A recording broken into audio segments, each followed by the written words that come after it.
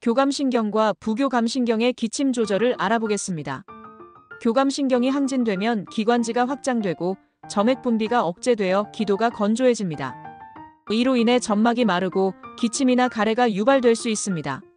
특히 스트레스 상황에서 교감신경이 활성화되면 기도 점막이 건조해져 마른 기침이 나타날 수 있습니다. 부교감신경이 항진되면 기관지가 수축되고 가래 분비가 증가합니다. 부교감신경이 우세할 때 기관지가 좁아지고 점액 분비가 많아져 기침이 자주 발생할 수 있습니다. 실제로 기관지가 약하다고 하는 경우는 부교감신경이 교감신경보다 우세하여 기관지가 쉽게 수축되는 상태를 의미합니다.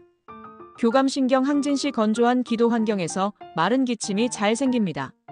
주로 스트레스, 불안 등으로 교감신경이 활성화될 때 나타납니다.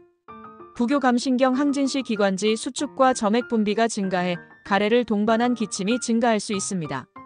저녁이나 밤에 부교감신경이 우세해질 때 기침이 심해지는 것도 이 때문입니다. 임상적으로는 부교감신경 항진이 기관지 예민성과 점액 분비 증가로 인해 기침을 더 자주 유발하는 주요 원인으로 설명됩니다.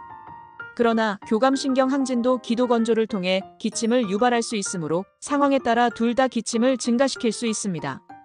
요약하자면 기침을 증가시키는 데는 부교감신경 항진이 더 직접적인 역할을 하며 교감신경 항진도 마른 기침을 유발할 수 있습니다.